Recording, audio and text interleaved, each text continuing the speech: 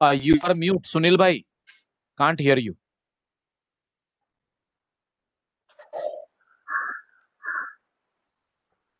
Yes.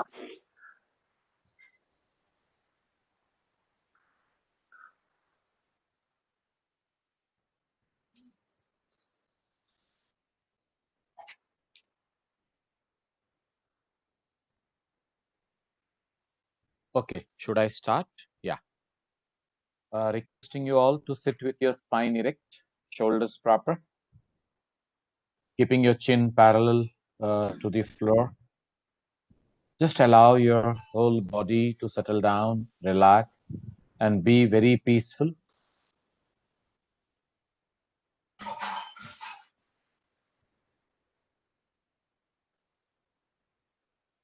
Slowly inhale.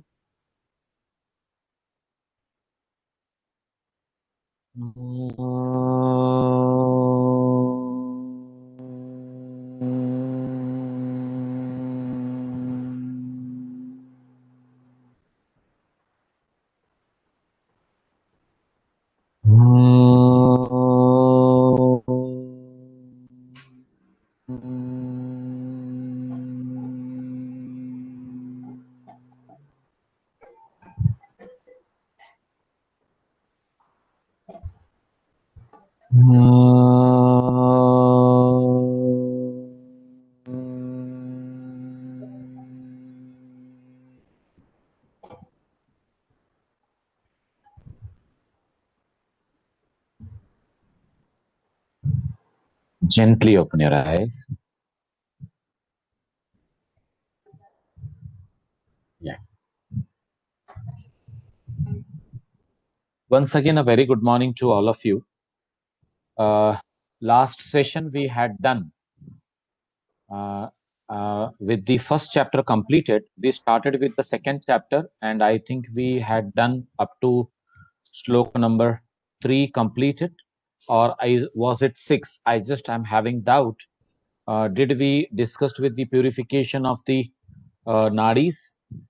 Would just like to know, or else we will start from fourth shloka itself, because I remember we had a nice discussion on the number of breaths that we have in a day and how we live throughout our life with that, and how the percentage of the age is calculated. So we had done all that thing.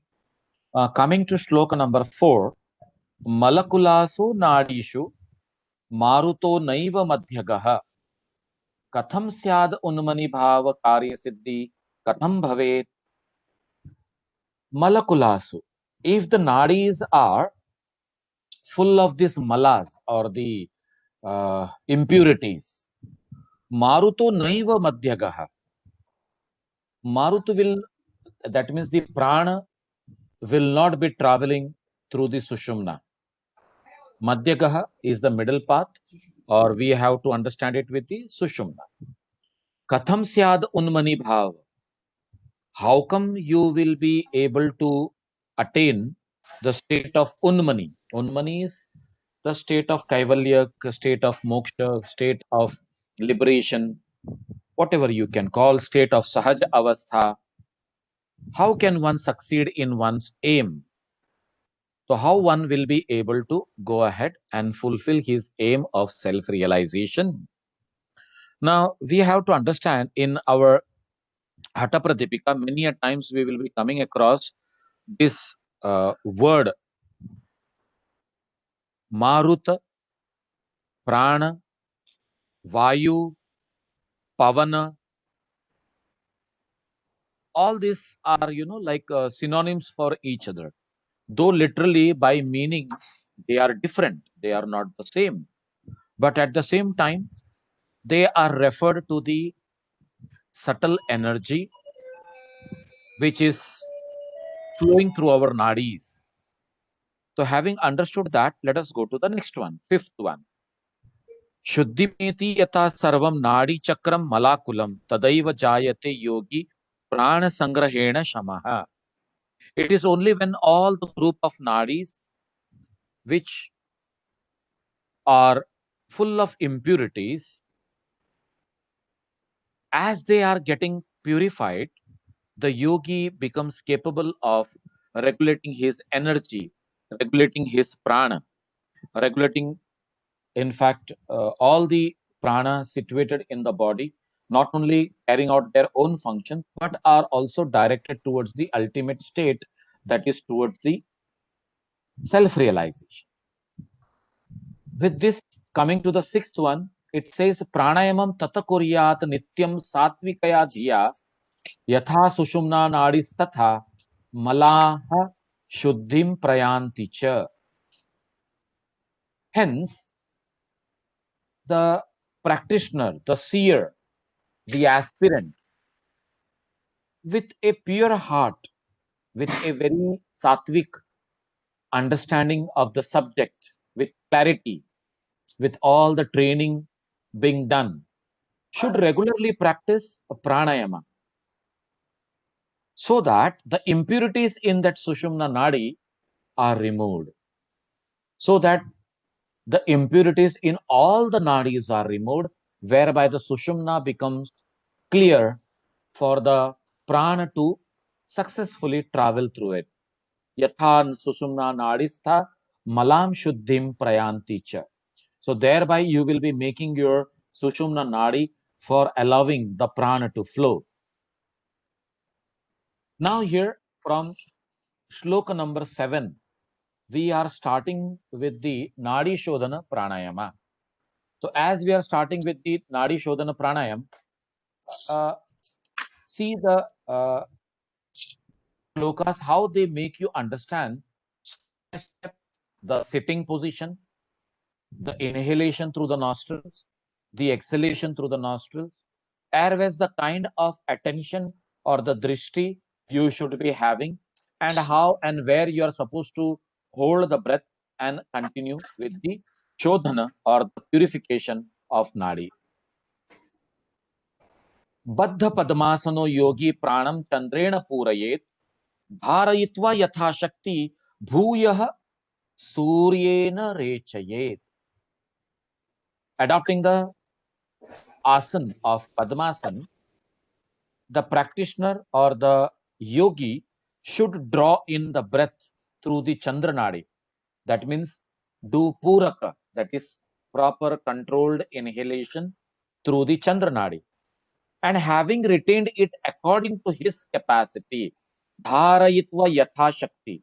This word Yatha Shakti is very important.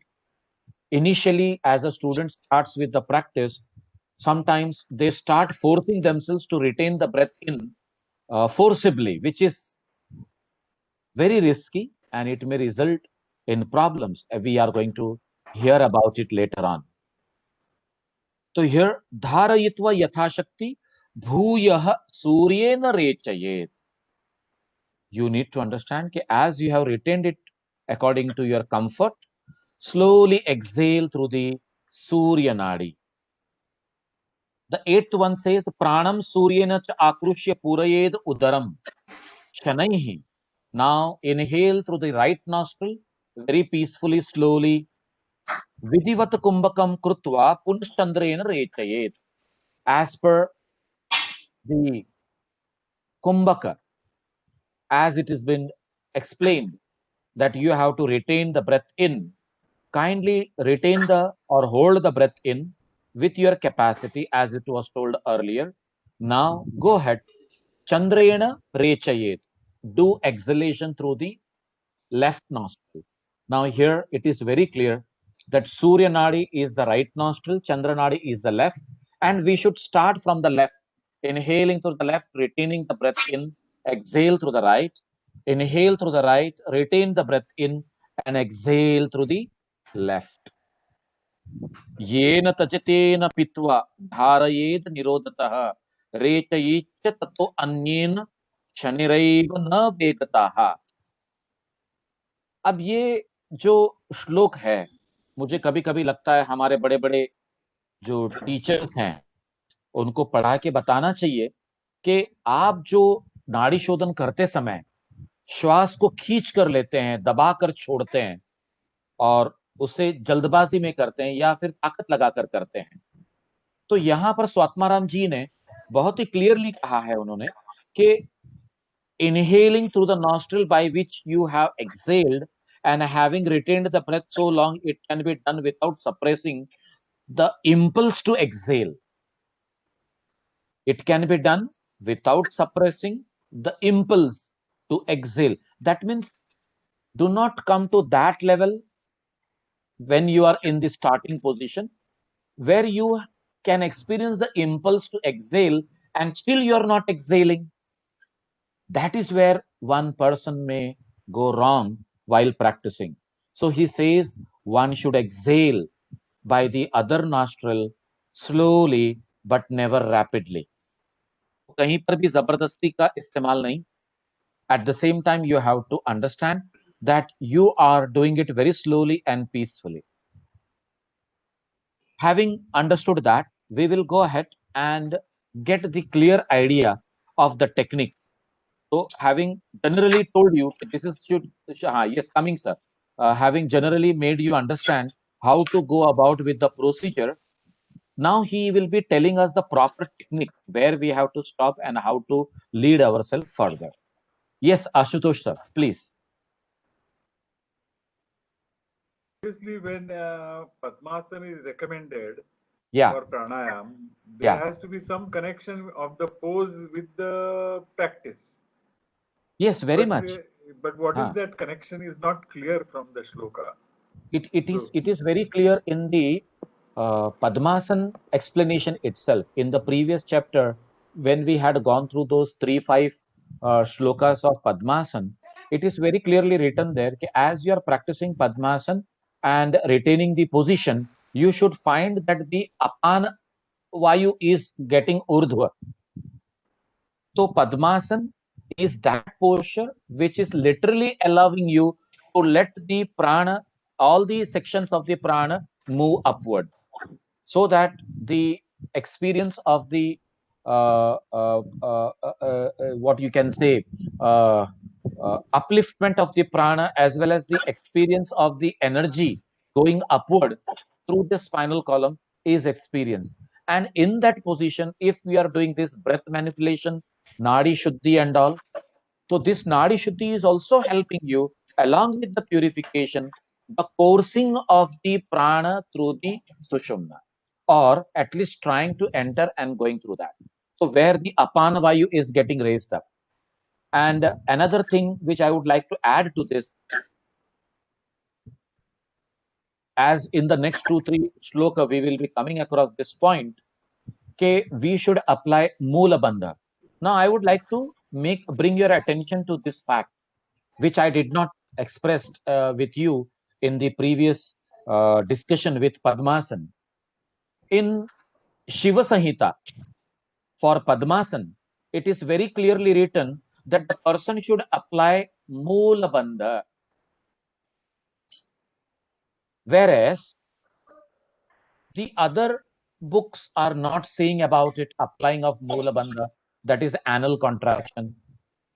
But Hatha Pradipika just says that as you sit in Padmasan, there is an understanding of the raising of the apana.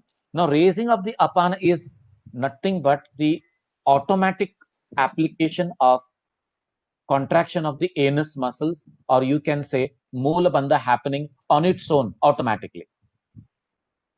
But it is very clearly said in the text of Shiva Samhita that we should apply Moola Bandha and do the practice of what you can say Padmasana. Now that understanding, whether it is automatically happening or it is essential to apply, somehow these both are interlinking to the raising of the prana in the body. That is the reason that all the pranayamas, I will prefer Padmasan only. My teacher used to always tell me that Padmasan is the ultimate posture for practicing any kind of pranayam. But at the same time, if you cannot do Padmasan, do Ardha Padmasan, Sukhasan, even sitting on the chair will help. Now you may say, if you are not sitting in Padmasan, then how sitting on the chair with your legs loose on the floor is going to help? Only thing is that the intensity or the impact of Padmasana will not be achieved. But at the same time, with the breath regulation in that scenario, if it is not giving you 75 to 100% of the benefit, it will certainly bring 25 to 40% of benefit even by sitting on the chair. So that is the importance of getting into breath regulation, whether or not you are able to sit in Padmasana or not. So this has to be the clarity. Yes, sir.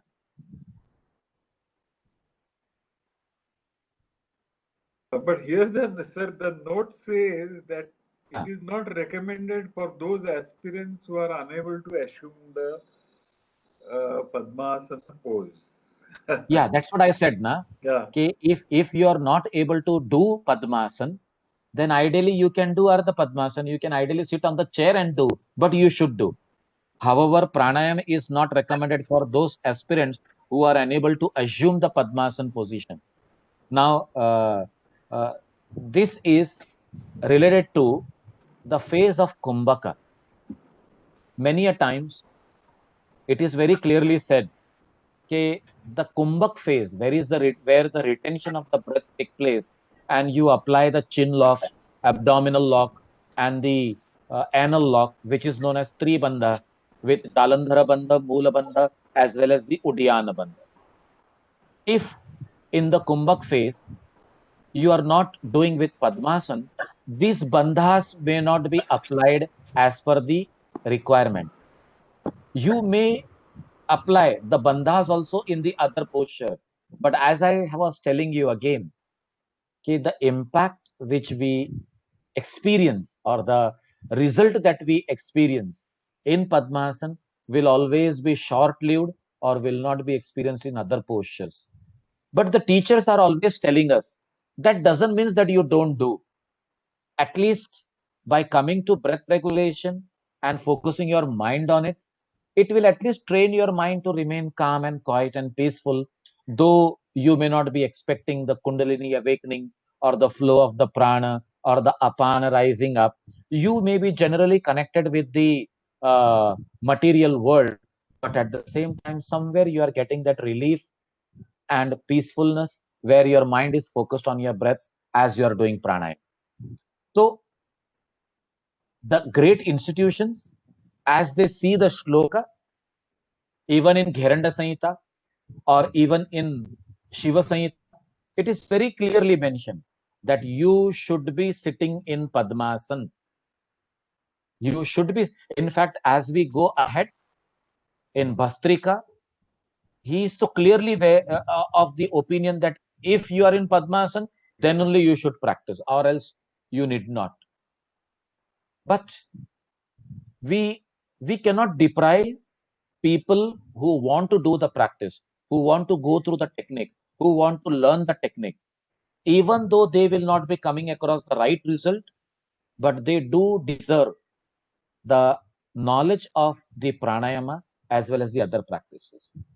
As they are not doing Kumbhaka, they are not going to experience any side effects as such without doing in Padmasana, you can say. But one of my teacher used to say, he was a learned fellow. In fact, he was my colleague, a senior colleague, my peer. He used to say that he has heard from the teachers in Rishikesha that without Padmasana, if you are practicing pranayama, there are very good chances that you will end up doing it wrongly. But Guruji used to say, if you don't know Padmasana, I would suggest not to practice the Kumbhaka phase, but kindly continue to do Puraka and Rechaka. Puraka, that is inhalation, and Rechaka, that is exhalation. And avoid doing the Kumbhaka phase. And at least for 3 years, you should be sticking to only this and then think about the other things. And by that 3 years going in, I hope the student will be able to sit in Padmasana. In fact, I have seen schools who forcibly make their student to sit in Padmasana starting from 5 minutes. sitting for 5 minutes in Padmasana for a new student is not only difficult, but it is traumatic sometimes. If the student is stiff with his legs, knees, and the ankles, it may bring about problems like ligament tear and all. And I have seen in my last 15 to 17 years tenure, so many people, because of forcibly practicing Padmasana, have come across this problem. And if this is the state, then the school like Kaivaladham is very right, because they say, as per the books, you are supposed to sit in Padmasana and do. So if you don't know Padmasana, it is better not to practice pranayam. But here the pranayam is related to Kumbhaka phase, not with the Purak and Rechak. Because pranayam is Kumbhak and Kumbhak is eventual pranayam. That's how we have to take it. So, Yeah. So, Savira, you're saying that Anulom Vilom can be practiced in virtually any meditative posture. Yes. But Nadi Shodhan should be done in Padmasana only. Yes. Second, is there any relation to the ease of, assuming Moolabandha with the Padmasana posture itself? Or Moolabandha can be adopted whatever the meditative posture? I mean, there's no relation between the ease. No relation with the posture. You should adopt Moolbandh in any posture you are sitting and trying to do the practice. Because this practice of Moolbandh is very important for pranayama. Without Moolbandh, success in pranayam is not achieved. I would go to that extent and say. And many teachers, many schools, they do not even suggest Moolbandh for the practice of pranayama. They don't even mention that apply Moolabandha and then get along with the disciplining of the breath. But as per all the text, whether it is Hatha Pratipika, whether it is Gheranda Samhita, whether it is Shiva Samhita, even if you read the Goraksha Shataka, which is one of the primeval one in the series, it is clearly said that you should contract the lower one. Adhastha akunchane nashu. It is mentioned in most of the shlokas. So adhastha itself means the base, the moola, which you need to do contract and then go. So while we will, I presume, address bandhas a little later once we come to. But in effect, what we really need to do is just contract the anal muscles and leave them that way. Yeah. In fact, this will be the ideal way to make you understand. There are two sphincter muscles. Now, suppose if this is the anus region, here one sphincter muscle is there, ring-like sphincter muscle, and here also at the middle also there is one spring-like structure. And this is the region of rectum. So, if this is the position, only the lower sphincter muscle can be contracted. As you contract, its essence goes to the upper sphincter muscles also automatically. But there are people who try to do such kind of contraction, which may not be the right thing to do. That may lead to constipation also. That is like forcibly doing the contraction and trying to do the practice. It is better that you do Moolabandha, gently contract it, and forget about it. Because in pranayam, your attention has to be on the breath, on the regulation of the breaths. And Moolabandha is something which is going to help and facilitate that to happen. But most of the time, the newcomer is so focused on Moolbandha that he forgets about regulating the breathing at all. And that is where we may not do justice to the practice of pranayama. So how to remember that the Moolbandha, how to feel or experience that my Moolbandha is there? Many people come across and say, sir, you always say apply Moolbandha, apply Moolbandha, apply Moolbandha. But the moment we apply and start practicing, as we do exhalation, the Moolbandha is released. Now it is only the matter of the practice. Today it is getting loosened. Today it is getting released. But as you keep it in the practice, in the loop, a time will come only by just saying pranayam in your mind, you will find that the Moolbandh has been applied. So conditioning effect will be there. So that is where you have mastered the art of applying Moolbandh easily, and that too with breath regulations continuously going on. Ashutosh sir. Yeah, sir, you were saying that we can do without kumbhak, only Yeah. the inhalation. Purak and Rechak. Purak and Rechak. Yeah. So will that have what kind of benefits it can yield? Because it will not lead to Nadi Shodhan, but will it lead to something else? Any other benefits? It will lead to Nadi Shodhan also. It will lead to Nadi Shodhan also. Now, when we talk about Nadi Shodhan, let us believe that it is not only the literal physical cleansing of the channels, but it is leading to that kind of disconnection with the externals and trying to train our mind to become internal. Now, these are the subtle channels which are the communicating channels with the outer world. But there we are developing a kind of disconnection and letting it go in. Nadi Shodhan will certainly happen, whether you do with retention of the breath or you do without retention of the breath. As we were discussing, कि Anulom Vilom, that is simple alternate nostril breathing, can be done without Kumbhaka, and Nadi Shodhana has to be done with Kumbhaka. But now imagine Anulom Vilom without Kumbhaka is also like Nadi Shodhan only. In Gheranda Samhita, I would like to make it clear. In Gheranda Samhita, when you start with the Pranayama chapter, Gheranda Muni very clearly tells us that first you have to go through Nadi Shodhan and then enter into the Kumbhaka phase or the practice of pranayam. And this pranayam is of two types. Nadi Shodhan is of two types. One is with the alternate nostril breathing pattern, and the other one is with the Dhauti karma or with the Shat karma. Now, Shat karma are the 6 cleansing process which we will be shortly coming to now. And in Gheranda Samhita, it is very much vividly explained. Here in Hatha Pratipika, it is only subjected to 6 principal kriyas. But there, the 6 principal kriyas have been divided into 21 different types of Shuddhi kriyas. खैर वो तो हम बाद में सीखेंगे. But here he says, only doing with breaths, Nadi Shodhan, is Samanu Pranayama. And if you are doing with Shatkarma, it becomes Nirmanu.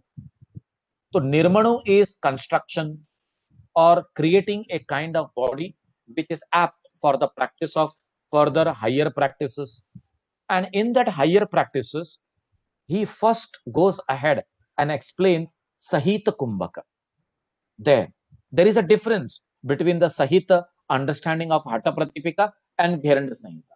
But in Gheranda Samhita, when he first explains to us about Sahita Kumbhaka, he goes on to tell us about a kind of Nadi Shodhana Pranayama with Kumbhaka and says such kind of Anuloma Viloma practice is going to help you for the further Kumbhaka phases. Now, what does this mean? Whether it is with Kumbhaka or without Kumbhaka, the Anuloma Viloma or Nadi Shodhana, sometimes it is said, some school will say, Anulom Vilom is without Kumbhaka. Nadi Shodhana is with Kumbhaka. But at the same time, if you go to a different school, they will say, Nadi Shodhan is without Kumbhaka. Anulom Vilom is with Kumbhaka. So this confusion is always going to be there. But we know that these are practices. These are practices. Whether you do Anulom Vilom, Nadi Shodhan, either way, they are going to bring about the purification and at the most importantly, the preparation to start with the Kumbhak phase of the other pranayamas. So this is like, training of your mind, training of your breath, training of your body, training and bringing that kind of coordination, synchronization between the breath, body and mind in order to go ahead and start practicing the other pranayamas. So this is how we take it and go ahead. Just excuse me, 1 second, sir. Hello.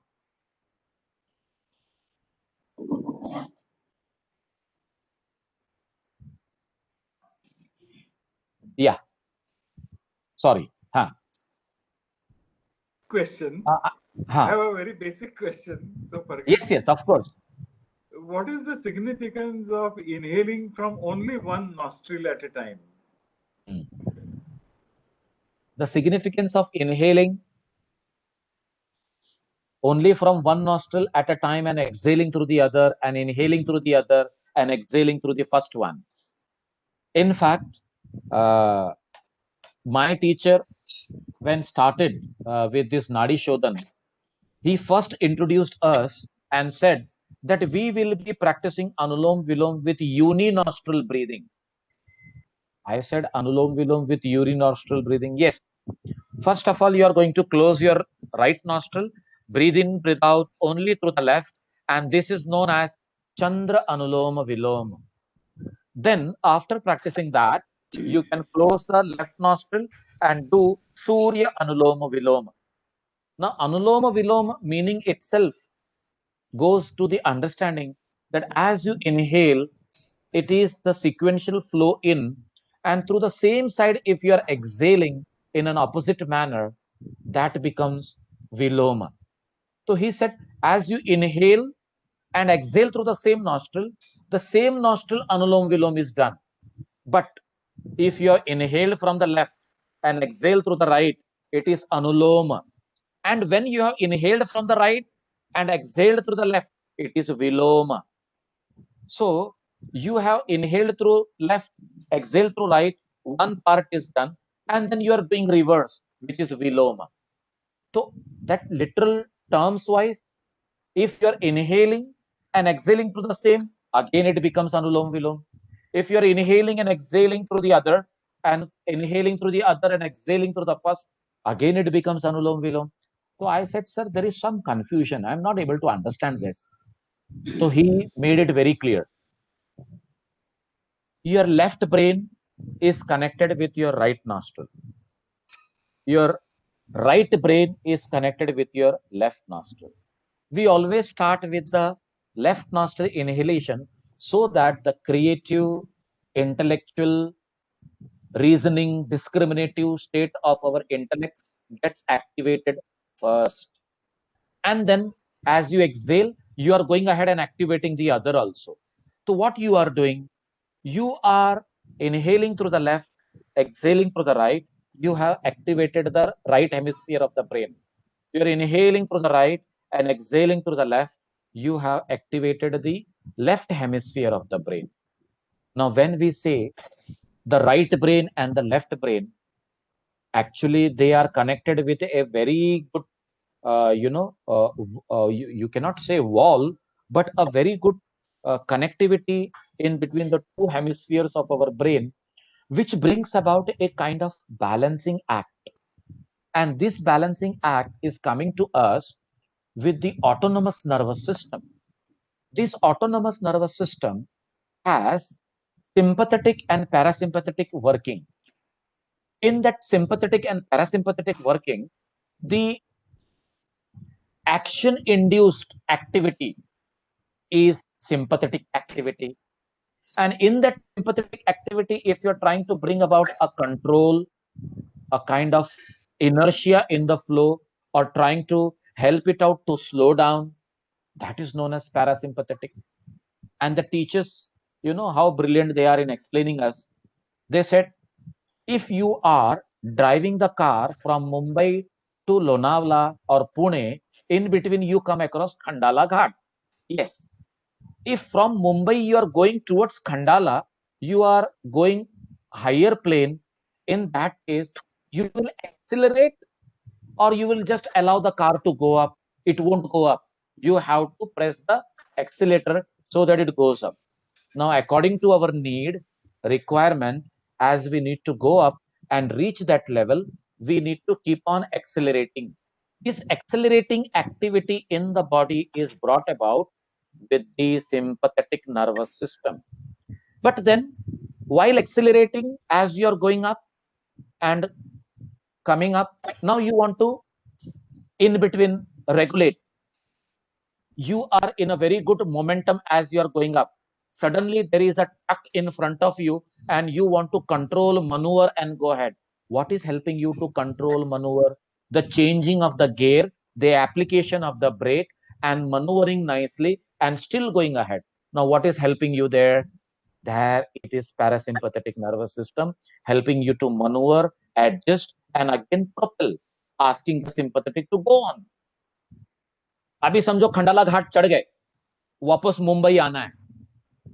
Now you are going down. So while going down, it is the momentum of the speed which will guide you through. What you have to do is only keep control on the gears and go ahead. But if still you are in the top gear and with that speed, if it is going beyond 100, then how you are going to control it? With the help of application of the brakes. Now, if the ongoing momentum is leading you into the speed because of the natural circumstances, then there is where the parasympathetic again comes in and helps you to control by application of the brake. Now this journey of the car, the application of the brakes and the acceleration with the accelerator, these two things in our scientific terms of anatomy and physiology are known as positive feedback and negative feedback. Positive feedback is something where the demand arises and we allow ourselves to get into it and fulfill the activity. Negative feedback is somewhere we are going through that activity in such a way that we need to control the same, and for that the parasympathetic comes in. Now you just imagine you have eaten a nice delicious Sunday meal with nice sweets and all, and your pancreas get the instruction कि रोज के मुकाबले आज थोड़ा भोजन जो है ज्यादा आ गया है, you need to get it digested properly, so release insulin. And as the insulin is poured into the stomach, or you can say into the duodenum or the small intestine, insulin is carrying out its work.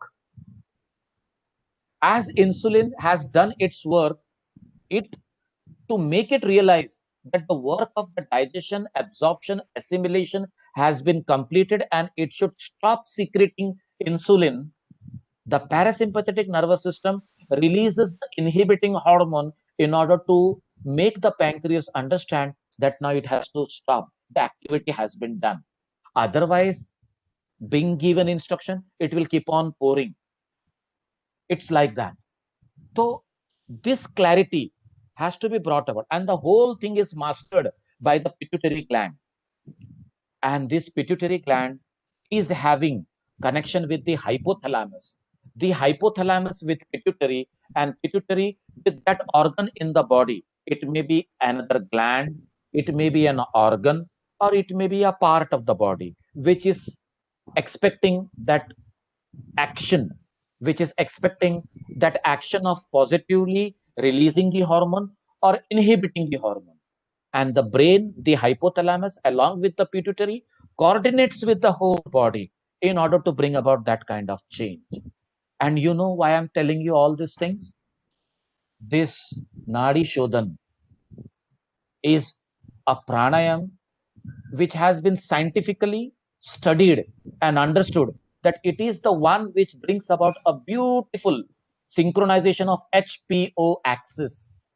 H is hypothalamus, P is pituitary, O is organ in the body. This HPO axis. Now this HPO axis functioning, if you go to internet and just type hypothalamus pituitary organ axis working in our body, you will get so many videos, animations, as well as clarity with the data. Everything is available there. And you will feel what a beautiful engineering God has done in us in order to bring about this. Now see, this is happening on its own throughout our life. without our consideration. We are not even knowing that there is a hypothalamus or a pituitary which is carrying out this activity in us. But according to our desires, our aspirations, and many more other things, these things go on happening on its own throughout the life 24/7. And now what you are doing? You are doing Anulom Vilom. In fact, not to say like this, but God has already made that happening in your body. But now you are supporting that automatic functioning in our body with some voluntary action. And that voluntary action is Anulom Vilom. Now, maybe because of lifestyle, you might have made yourself little bit imbalanced. So first, this Anulom Vilom or Nadi Shodhan is going to bring you into a state of balance.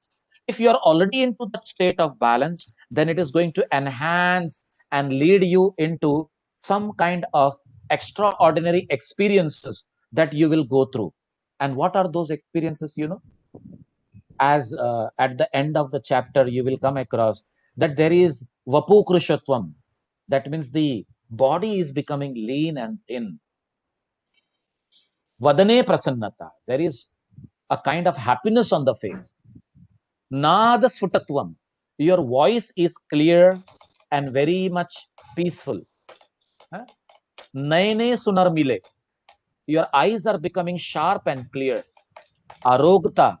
You will be overcoming all the disorders and diseases. Bindu Jayo. The vitality will be retained. Brahmacharya will be experienced automatically without any reason. That means you will be developing a kind of control on your senses. Agni Deepanam. When you say Agni Deepanam, you have to understand Deha Agni. When you say Deha Agni, it can be one Jathara Agni, it can be Panchamahabhut Agni, it can be Saptadhatu Agni. All the 13 Agnis are getting balanced. So this is said to be Nadi Vishuddhi Hatasiddhi Lakshanam. Nadi Vishuddhi means after the purification of the nadis, this is where you are coming to that success. So see, with the nervous system, with this beautifully engineered body, and with the help of your simple Nadi Shodhana Pranayama, what a beautiful kind of changes are coming into your body. And that is the reason that you should be doing this alternate nostril breathing to bring about the parity between sympathetic and parasympathetic. So whenever the need arises, the sympathetic and parasympathetic are becoming balanced. So as much energy is induced, that much control of sustenance of the energy is also introduced into that. So this is what is about your query, sir. Okay, how to go about and understand the changes in the body with that. I hope I have made it clear, and still not understood, please ask. It's very illuminating. Thank so you. only one small question: is it possible, and secondly, is it desirable to establish some correspondence between nadi and nervous system as we understand today? So, is it possible to map nadi with the nervous system? In fact, I should tell you, sir, Shiva Samhita saying 3,50,000. Goraksha Shataka saying 1,50,000. And here in Hatha Pradipika, we have seen 72,000. How come these precise figures we have reached of nadis? Somewhere this Nadi Shodhan is leading you deep into that kind of clarity of understanding your nervous system and the functioning of each and every system in your body. As you come across that, we should also remember today, if there is any knee problem, any problem in the abdomen, spinal, we go to the pathology lab and get the things x-rayed, CT scanned, or MRIs are done. You just imagine, without doing this any kind of sonography or ultra USG, ultrasonography and all, our Upanishads, Garbha Upanishads, they give us the mapping of the whole fetus development throughout the 9 months. How that is being shown? उस time पे कौन सा जो gadget available था? How they might have gone through this kind of understanding of the body, and at the same time, even they have told, okay, this is how it is going to happen. And Ayurveda has a history of 5,000 to 8,000 year old, maybe more than that. And that time the Shalya Chikitsa was being carried out. That means which nerve, which nadi has been damaged, and how to create a bypass and allow the person who is been fighting in that war and got injured, and his leg has to be connected or hand has to be connected. How this was happening?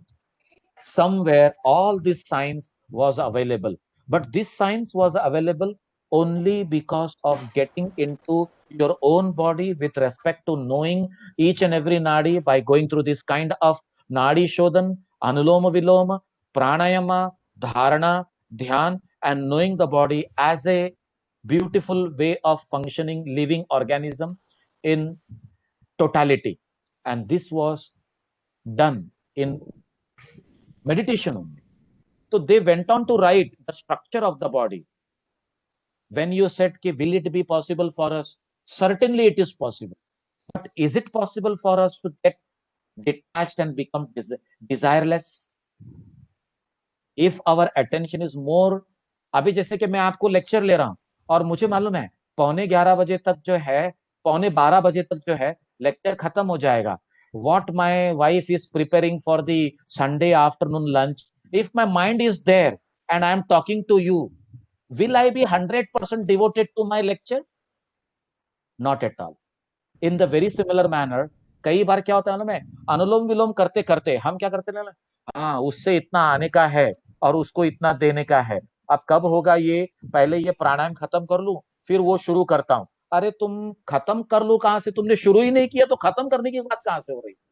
प्राणायाम करते करते आप वो सारी दुनिया के जंजाल में फंसे हुए हो. You are thinking about everything, then how you will know yourself within. And let me tell you, this is the truth. I, with my practice, have experienced this. The moment you go deep within, you can literally experience the breath not only passing through your nose, through your windpipe into the lungs, but how the absorption of the prana into the bloodstream might be taking place, and the exchange of gases happening. You are exhaling out through the nose. You can experience that because I have done it. Now when I say I have done it, I am not feeling very proud, because this may be just like 1% in that 100%. We all can come to that level. Only thing is that while practicing, you need to come to that level where you are supposed to be. Now that is a question mark. What is that position? That can be guided to us only by a guru, by a teacher who makes us to slog through it and go through that. And that too, every individual's different personality. It cannot be always the same one. और वो जानते हैं कि ये बंदा है, इसका nature ऐसा है, ये बंदा है, इसका नेचर ऐसा है, ये बंदा है, अगर इसका नेचर ऐसा है तो मैंने ये तीनों को नाड़ी शोधन करवाना है. तुम इस तरह से करो, तुम इस तरह से करो, तुम इस तरह से करो. ये तीसरा क्या बोलेगा मालूम है? सर मैं तो आपके पास 3 महीने से सीख रहा हूं, आपने अभी तक मुझे वो थोड़ी देर के लिए सांस को रोककर फील करने वाली बात ही नहीं कही. वो अभी अभी आया, 1 हफ्ता हो गया, आपने उसको बोल दिया. Because the guru has identified that his level is to somewhat that extent and he should go further beyond that.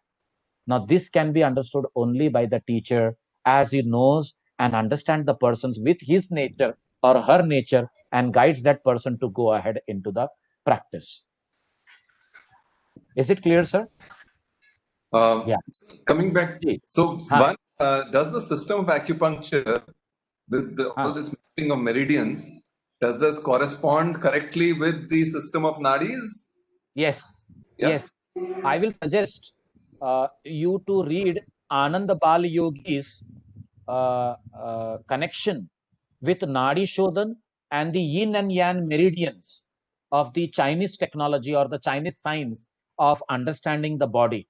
And he went on to connect with it so beautifully. This research is available on internet, sir. You can just type the name and you will get the reference, and the whole subject is so clear. In fact, now I just recollected, this Ananda Bala Yogi has gone to the great extent and making us understand about Swara Yoga. Now, Swara Yoga is nothing but the yoga of breaths only. And it comes to us from Shiva Swarodaya.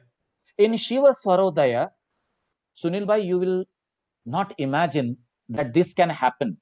In Shiva Swarodaya, it is mentioned that you need to know Desha, Kala, Sankhya. Desha means the situation, the place. Kala, the time. And Sankhya, the numbers. These are all required in order to go ahead and connect with your breaths. Even he says in Shiva Swarodaya it is written, and it is a interaction between Lord Shiva and his consort Parvati, in between the two, and Lord Shiva goes on to tell her, educate her, that if the male and the female are copulating, having intercourse, and if they know this swara properly and accordingly, so in that time and tithi, if they go through that kind of intercourse action, they will be eventually able to produce a proper male child or a female child. तो female child के लिए और male child के लिए भी अगर ये विद्या हमने लोगों तक पहुंचा दी, and accordingly they if they connect and get along with it in a proper manner, they will end up having this kind of result. तो अब आप सोचो कहां तक इसको कनेक्ट कर दिया ब्रेथ को. And this is been given in Shiv Swarodaya. It is coming to us as Swara Yoga, because in Shiva Swarodaya you will come across this Swara Yoga. And Swami Satyanand Saraswati ji has written one very good book on Swara Yoga. I will suggest you all to read it. It is about completely about breathing only, and how to connect and understand the breathing aspects during different intervals throughout the day, and understand the changes taking place in the body, and how to go about making it more and more satvika. So this is the beauty of practicing, pranayama, or I should say, connecting with the nadis. Sabir bhai, would you be in a position to provide us the links? I will go ahead and check it and let you know. Uske saath mein I will provide you that, because he has written that beautiful article which was connecting to Swara Yoga and Nadi Shodhan, and went on to present it in a conference where I happened to be one of the student and listening to him. So I could not believe, because I was literally a very fresh student induced.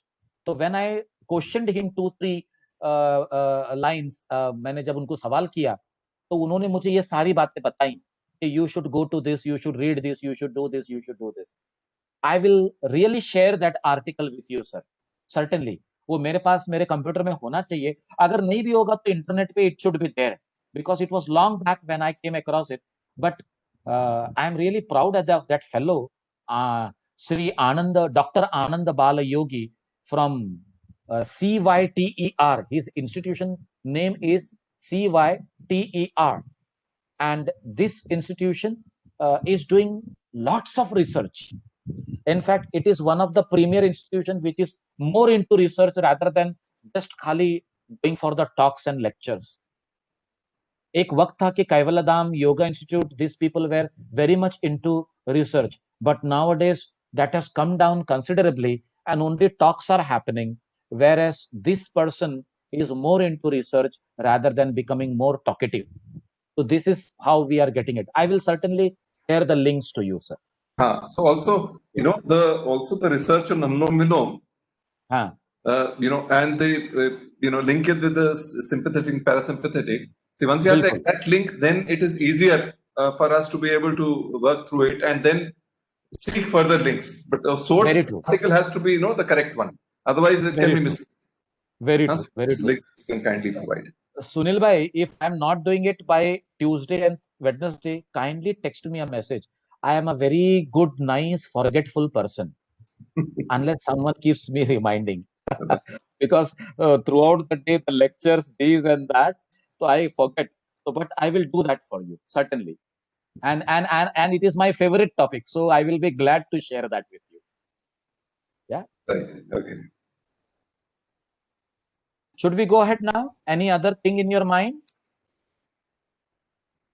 Yeah. But then why is he saying that it is not recommended for those who don't practice Padmasana? Here the institution is trying to become more safe in case of people who cannot do Padmasana, because these people may end up reading the books and performing the practice and eventually leading to some kind of wrongdoing and going through the problems. And this problem have been explained in the next 3-4 shlokas only, sir. Pranayamena yuktena sarva roga shayo bhavet. Ayukta abhyasa yogena sarva roga samutbhava. And he goes on to give us the symptoms of wrong performance of the pranayam. Hikka, swashascha, kashascha, and all. So everything is going to come now in further shlokas. So your doubt is well honored there by Swatmaramji Suri also. Yes, sir. Sir, Ah. also see there, what they've said is it's not recommended. They've not said it's prohibited. Huh. So what we are saying is that it will be suboptimal. But at least here they're not saying that don't do it. But as Sabir Bhai had rightly pointed out a few minutes back, that we may get only 25 to 40% of the benefits. So which may or may not be a good use of the time that we invest into pranayam practice. But there are several ways around all of this, and of course a teacher has to guide us. But there are ways to do the preparatory activity so that one can get into pranayam and so that one can, do kumbhak and so that one can eventually get to practice Nadi Shodhan. Yeah, very much. Achha, sorry, one thing. Sorry. Please go on. Yeah, please. No, please go on. No, I was going through the shloka only. You can say. Okay. No, so I'm saying, so here, this is, the focus is on kumbhak. Shunyak is not recommended during Nadi Shodhan? No. In fact, I should tell you, Shunya has come to the practice only with the contemporaries. We are not coming across Bahya Kumbhak or Shunya in Goraksha Shataka. We are not coming across that in Shiva Samhita. We are not coming across that in Hatha Pratipika or Gheranda Samhita. Even in Srinivas Bhattji's Hatha Ratnavali also the Shunya Kumbhak is not mentioned. So it was very clear that only Antar Kumbhak was, or Abhyantar Kumbhak was prevalent for the Kumbhak practice. And they were very clear that with this practice, if you are going ahead, ultimately you will be experiencing Shunya as you keep on practicing, because your breath will become so slow, so subtle, that whether you're breathing or not, you will not realize, and you will breathe out and just sustain. And that is where the Kevala is going to happen. So only this much is said, but they have not told to keep on practicing Shunya Kumbhaka with means only the 3 phase of pranayam, Purak, Abhyantar Kumbhak, and Rechak has been told, but not the 4th one, which is Bahya Kumbhak or Shunya Kumbhak, which is not emphasized. But while teaching, we should make the student aware that there is a 4th one where we retain the breath out, because Patanjali Muni has made it very clear. बाह्य वृत्ति, अभ्यंतर वृत्ति, स्तंभ वृत्ति, देश काल संख्या भी परदृष्टो दीर्घ सूक्ष्म. This is the sutra number 50 from Patanjali's Yoga Sutra, where he makes it very clear how to go about with that. So when we understand that, it is better to bring it in. But these Hatha Yoga teachers, they have not emphasized that much importance to the Bahya Kumbhak. Yeah, because in even the natural breathing cycle, I mean, there are the 4 stages, however small the kumbhak and the shunyak is, but the breathing is a 4-step cycle. But yes, I think what you're saying makes sense, because with the gases exchange process can best happen when the air is inside the body and not when it is outside the body. So in that sense, very true. And Guruji used to say, when you start practicing Abhyantar Kumbhak to a good level, Shunya Kumbhak can be seen improving by itself. You don't have to put in any efforts for that.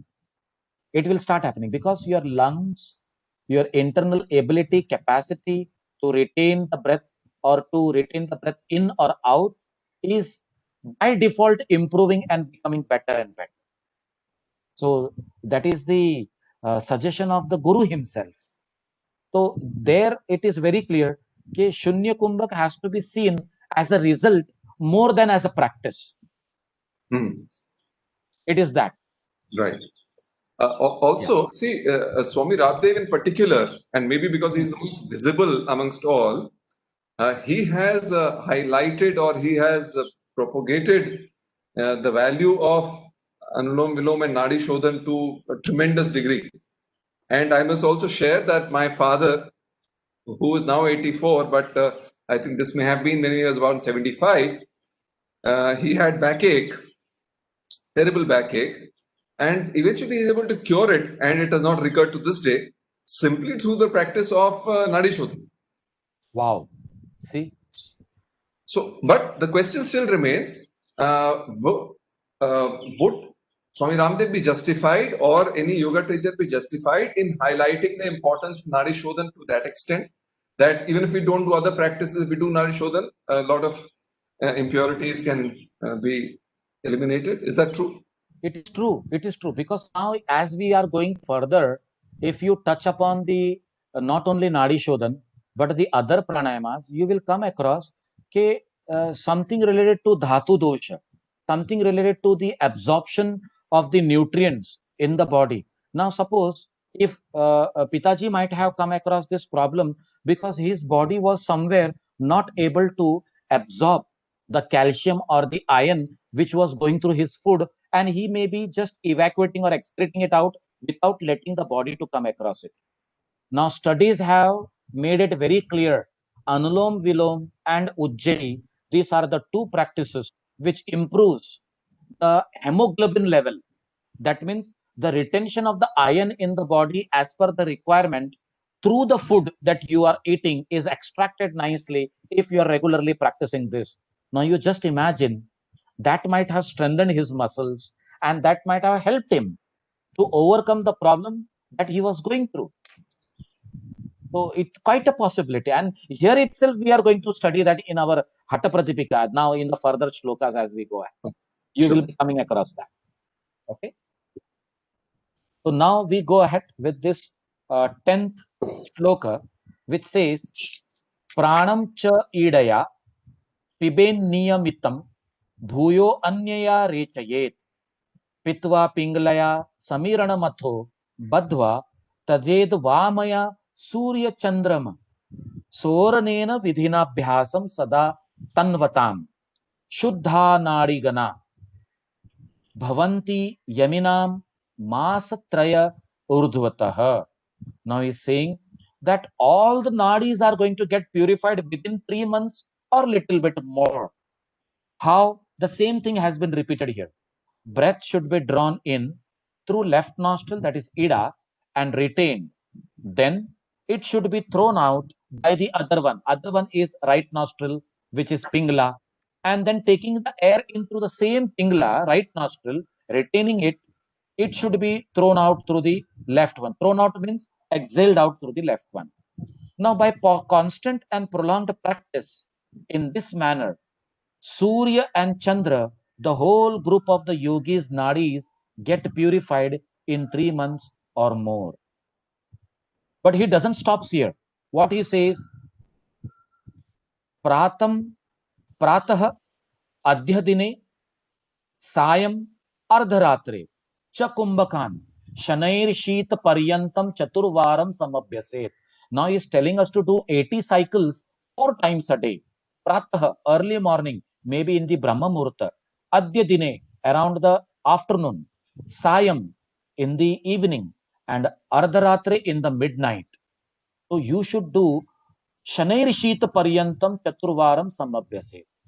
Now, 80 cycles in the morning, in the afternoon, in the evening, and in the night, it is becoming 320 cycles. As every time, if we do 320 cycles for every day, how much time is required? Now, here the calculation should be done. If Sabir Bhai is doing simple Anuloma Viloma without any kind of retention of the breath, he is able to do 2 to 3 cycles maximum in a minute. And the moment he introduces retention of the breath in, as Hatha Pratipika says, he is able to do at the most only 2 or 1.5 cycle in a minute. Now just imagine. In fact, if I read the next shloka, he is very clear. Kanyasi bhavet swedah kampo bhavati madhyame uttame sthanam apnoti tato vayu nibandayet. That means he is making us to go through the practice at three levels: Kanyasi, Madhyama, and Uttama. Now, this is been very well defined in Gheranda Samhita. Gheranda Samhita says Kanyasi pranayam is practiced with the ratio of 12 matra puraka, 48 matra kumbhaka, that is abhyantar kumbhaka, and 24 matra rechaka. And he goes on to say that madhyama is 16, 64, and 32, whereas uttama is 20, 80, and 40.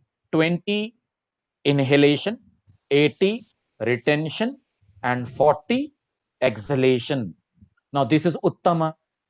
Now friends, forget about uttama and madhyama. If we just focus on kaniyasi, that is the lower one, adhama, we may be practicing only 1/3 or half of it in our regular practice. Now 1/3 is 4, 16, and 8. 1:2, 1:4:2. No doubt the preparation has to be done properly, gradually increasing in the kumbhak phase. But if I am doing with 4, 16, and 8, 4 is inhalation, 16 is retention, and 8 is exhalation, I can do only one cycle in a minute or maybe in 45 seconds. If I am trying to do 80 cycles, that means I will end up taking 45 minutes to do that 80 cycles, or maybe 40 minutes. If I am doing it in 40 minutes and the person who is literally doing it 12, 48, and 24, he will take at least 1.5 hours. Now, if 1.5 hours is kaniyasi, what would be madhyama and what would be uttama? In that case, madhyama will go up to around 2 hours 15 minutes and uttama will go around 3 hours 20 minutes. Now you will say, Sabir bhai, aap itna confidence ke sath mein kaise keh rahe hain? I have seen people doing it. In my advanced diploma course, we were literally subjected to the people in Kaivaladham way back in 2006 when we were kept with the timers in our hand to check the person, how that person is doing. And the study was going on with all the cathodes attached here, here, and here. And I was a fortunate student to keep the track. And when I saw that if he is doing 80 cycles in 3 hours, 20 minutes, then just imagine 80 cycles in the morning, afternoon, evening, and night. Though he may not be doing it, but if a yogi is doing this 4 times a day, where he is going to end up, it will be totally more than 13 hours and 20 minutes. So 13 hours and 20 minutes, then Ashutosh bhai will say, Sabir bhai, फिर वो खाना कब खाएगा, सोएगा कब, दूसरा काम कब करेगा? उसको जरूरत ही नहीं है सर करने के लिए. उस बॉडी के अंदर प्राण का संचार, connectivity with the whole pranic universe is become to such a great level that he may not be requiring food to eat to sustain the body. He is that energetic. He is that level yogi. And if he is that yogi, this Nadi Shodhan itself tells that he will be about to go on the verge of getting realized. अब हमको कौन से जन्म में वो होगा ये भगवान ही जानता है, हमारे कर्मों के हिसाब से, हमारे प्रारब्ध के हिसाब से. But at the same time, we can make out this happening around us. I will stop here, will not go ahead beyond this 12th one, because it is said, if you're doing at the lower level, it is sweating that you are experiencing. If you're doing at the medium level, you're experiencing vibrations. And if you're doing at the higher level, you are just getting that self-realization state, or you are almost making yourself near to that. Stopping here, let us have 2 minutes of discussion to 3 minutes of discussion. Summarize one, but this is more for the next class, perhaps. Talking about pranayam, the pran itself, how is it defined? Possibly, if at all feasible, we could begin the next class with that. Sure, we will do that. We will connect it with Prashnopanishad. Pranasyedam idam sarvam tridive yat pratishtham mateva putrana rakshasva shriischa prajnamcha videhina iti. How beautifully that has been explained in Prashnopanishad. We will connect to that and start. Sure. That is a very beautiful verse and making us understand it beautifully. Yeah. Also, what is the impact of unclean air on the practice of pranayama, and what are the precautions to be taken for people? We will do that.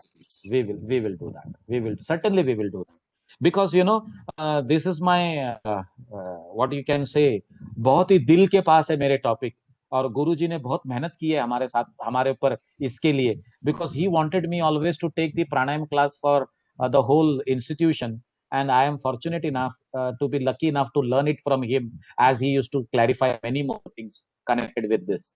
So I will do that. Certainly we will go ahead. Okay. Anything else, sir? Ashutosh, sir, you want to say something? 1 minute still there. When I first learned it at the Samatvam Academy, Artiji had also cautioned us not to, do kumbhak without guidance. Yeah. There should be a teacher.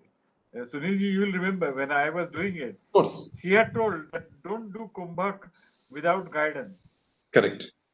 So that has stuck in my mind. I have a fear that if I prolong the kumbhak, some adverse consequence will happen. That is the fear which I have. So therefore, I am very cautious about kumbhak. That is what the first thing is. Yeah. Like, for example, necessity of Padmasan, the good quality of air, very important, because with kumbhak, if we are in unclean air, it might end up doing more harm than good, because we're then taking toxic air. So I think we'll address this in the next class also, because 11:45, and let us please begin the prayer. Sure.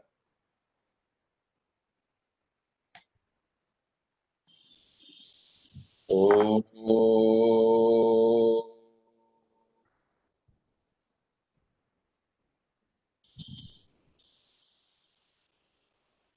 Purnamada Purnamidam Purnat Purnam Rachyate Purnasya Purnam Adaya Purnam Eva Vashishyate. Om Shanti Shanti Shanti.